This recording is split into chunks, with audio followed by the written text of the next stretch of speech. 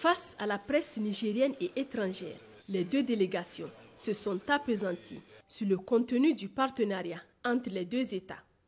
Prenant la parole en premier, le ministre d'État, ministre des Affaires étrangères et de la coopération, a d'abord salué la qualité des relations bilatérales au beau fixe, matérialisées par cette première sortie hors d'Europe accordée au Niger. La France n'a pas cessé d'être le partenaire qui est toujours à nos côtés à chaque fois que nous avons eu besoin d'elle. Aujourd'hui, c'est le partenaire bilatéral le plus important que nous avons, tant en volume du portefeuille de l'aide publique française que de son engagement au plan de notre sécurité, dans notre lutte contre le terrorisme, son engagement militaire. Des fils de la France sont tombés dans notre espace et nous tenons à saluer leur mémoire. Donc cela prouve le niveau de l'engagement français à nos côtés. Aujourd'hui, cette visite rentre dans le cadre et dans une situation assez particulière de l'évolution de son engagement au Sahel. Vous savez que nous sommes en discussion au niveau des deux ministères de la Défense, de nos deux armées, pour voir la réarticulation des forces françaises qui se trouvaient au Mali et des forces européennes aussi. Nous discutons aussi parce que ces dernières années, nous avons eu un bond pratiquement dans l'engagement de l'Agence française de développement au Niger. Son portefeuille comprend plus de 20 projets et s'élève à plus de 260 milliards de francs CFA, ce qui fait un engagement sans précédent.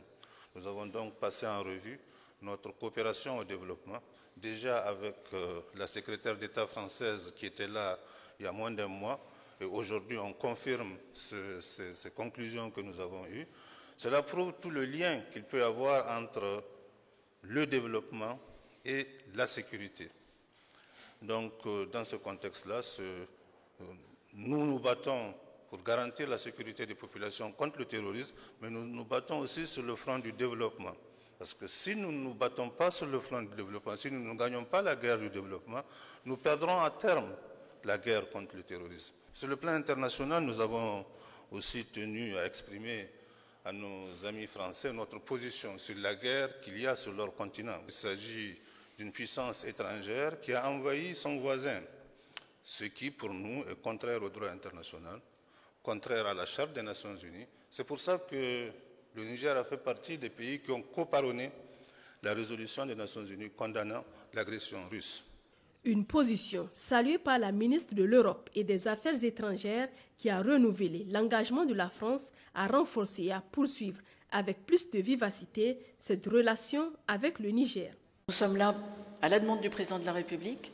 Nous sommes là pour marquer l'engagement de la France aux côtés des autorités nigériennes et de façon à répondre du mieux possible aux besoins que vous nous exprimez, que ce soit en matière d'aide au développement, de sécurité, lutte contre le terrorisme, vous l'avez dit, Monsieur le Ministre, mais aussi pour aider le Niger à faire face à l'insécurité alimentaire qui progresse dans le monde.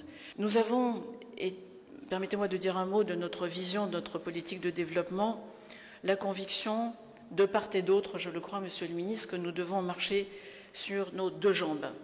La sécurité, bien sûr, et le président Bazoum rappelait il y a quelques instants que l'aspiration première des populations était de vivre en sécurité, qui conditionne tout le reste. Et donc, oui, la lutte contre le terrorisme est indispensable, mais aussi le développement pour offrir aux jeunes générations les perspectives qu'elles attendent légitimement en matière d'éducation, en matière de santé, en matière d'emploi.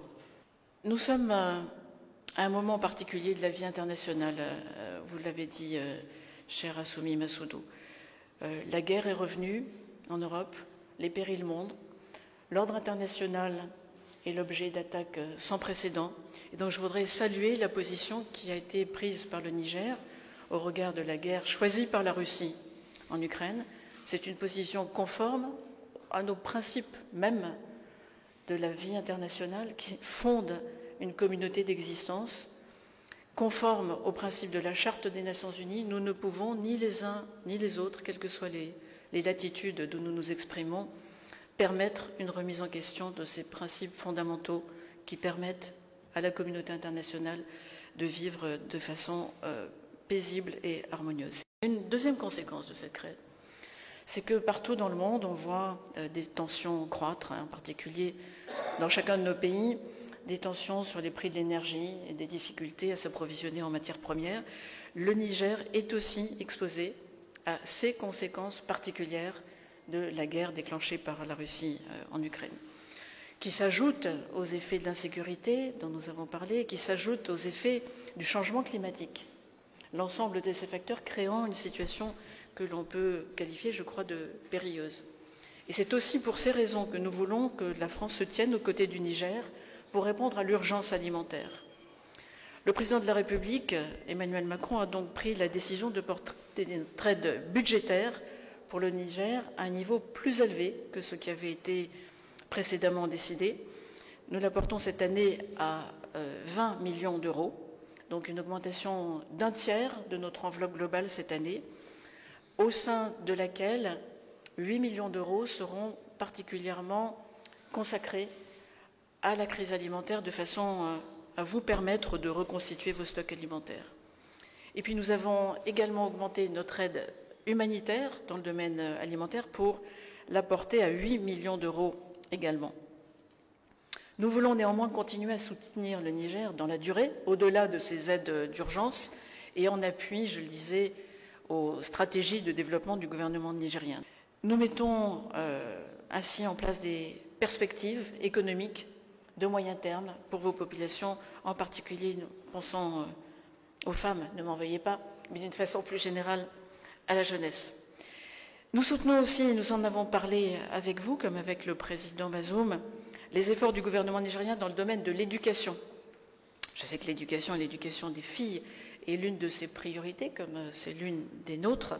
C'est une priorité du président de la République. Je veux rappeler que l'égalité femmes-hommes est une priorité du second mandat, comme elle fut une priorité du premier mandat du président.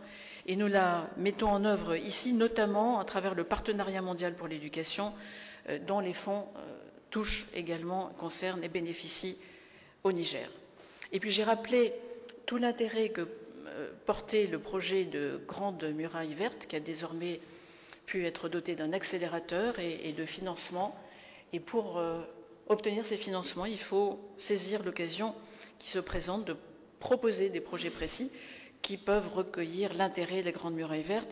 Nous en avons parlé au début de l'année dernière, nous en avons parlé également au moment de la COP26 à Glasgow, et nous souhaitons pouvoir en reparler avec des projets concrets au moment de la COP27 à la fin de l'année à Sharm el-Sheikh. Le ministre nigérien de la Défense nationale est revenu sur le point de la situation sécuritaire dans la sous-région, fait avec son homologue français. Donc, nous avons fait le point de la situation sécuritaire donc, dans la sous-région comme avec mon collègue. Et cette situation sécuritaire dans la sous-région, on est obligé de constater qu'avec la situation qui se dégrade au Mali, la situation sécuritaire se dégrade dans toute la sous-région. Et cela va amener les deux partenaires que nous sommes, le Niger et la France, à repenser notre politique, à voir dans quelle mesure est-ce que nous allons devoir prendre toute cette situation-là en charge. Malheureusement, cette dégradation ne se limite pas simplement au cas du Mali, ça se passe au Burkina, ça descend de plus en plus vers le Bénin, et c'est à craindre que beaucoup de pays du Golfe soient affectés par cette situation-là. Nous avons évolué cette situation et nous avons vu dans quelle mesure nous pouvons donc travailler ensemble pour obtenir des résultats.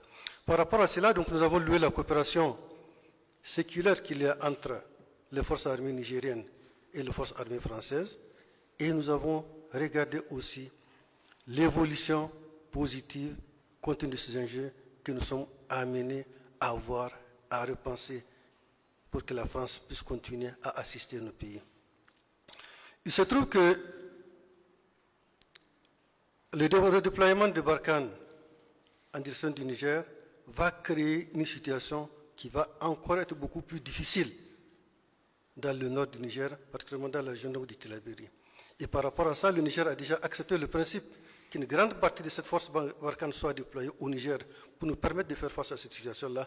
Mais ce qui se passe aussi avec la dégradation de la situation du Mali dans la zone donc, du Massina, la zone des 3 frontières est affectée et la zone, bien entendu, du Burkina est aussi affectée. Donc nous sommes amenés à réfléchir non seulement par rapport à ce qui se passe dans le sud du Mali, donc dans le nord de la région de Tillabéri, mais nous sommes aussi appelés à regarder un peu dans la zone, notre frontière avec le Burkina, de quelle manière est-ce que nous allons pouvoir donc être assistés par nos amis avec lesquels nous collaborons donc depuis des années. Tout en saluant cette marque d'attention sur l'intervention des forces françaises au Mali et au Niger, le ministre français des Armées rassure, la guerre en Ukraine n'entache en rien l'appui à l'Afrique dans la lutte contre le terrorisme.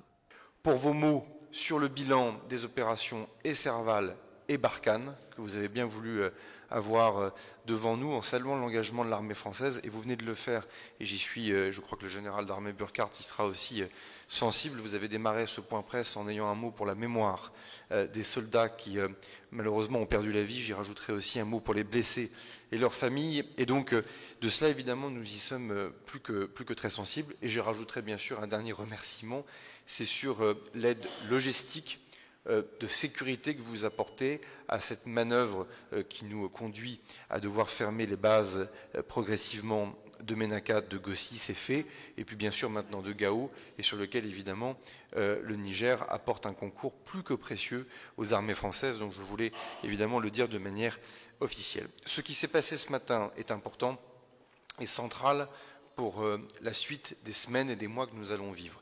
S'il y a un agenda sécuritaire important avec la guerre en Ukraine, il n'en demeure pas moins qu'il y a toujours un agenda sécuritaire important en Afrique, et notamment dans la lutte contre le terrorisme. Deuxième des choses qui est importante, c'est que nous partageons en tout point le diagnostic sécuritaire établi par les représentants de l'État du Niger. Le Niger est clé dans la mesure où, si l'on regarde la situation sécuritaire de chacune de ses frontières, cela donne au fond un agenda sécuritaire pour l'ensemble de la zone. Néanmoins, on voit bien que les circonstances sécuritaires changent, les menaces évoluent. Et donc, nous devons réfléchir à un agenda rénové de sécurité entre nos différents pays. Cela d'ailleurs va passer par évidemment des réflexions stratégiques importantes en matière de lutte classique contre le terrorisme. Renseignement, capacité à former les forces de sécurité intérieure et les forces armées des pays amis. Là, je pense que nous devons aller plus loin. J'ai entendu les demandes qui ont été formalisées ce matin sur la formation. C'est quelque chose sur lequel nos armées sont désormais aguerries, mais sans doute nous n'avons pas donné suffisamment de moyens capacitaires pour accueillir suffisamment d'officiers ou de sous-officiers des armées alliées. C'est quelque chose qui est clé pour nous, et nous allons bien sûr continuer à y réfléchir.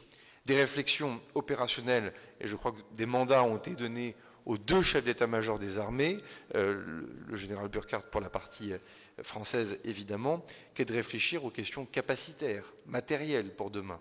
La question des moyens aériens, des hélicoptères sont autant de sujets évidemment qui ont été évoqués. Puis je rajouterai peut-être des nouveautés, en tout cas une nouveauté qui nous tient à cœur collectivement dans nos coopérations de sécurité, c'est évidemment de nous intéresser davantage à cette guerre hybride, à la guerre de désinformation, aux menaces cyber, qui sont des menaces qui sont tout aussi importantes. Alors, elles ne privent pas forcément certains de nos concitoyens de la vie tout de suite, mais elles peuvent les exposer à des dangers qui sont tout aussi forts. Et je note avec satisfaction, ce sera mon dernier point, que les homologues ministres de la Défense, mais je sais que c'est le cas pour les homologues de Catherine Colonna, de Grèce, d'Italie, d'Espagne, mais aussi d'ailleurs des pays de l'Europe de l'Est qui se retrouvent confrontés désormais à des risques nouveaux que l'on croyait disparus, mais en tout cas qui sont revenus depuis le mois de février dernier, sont prêts à avancer sur leur présence aussi en Afrique et singulièrement dans la bande sahélo-saharienne.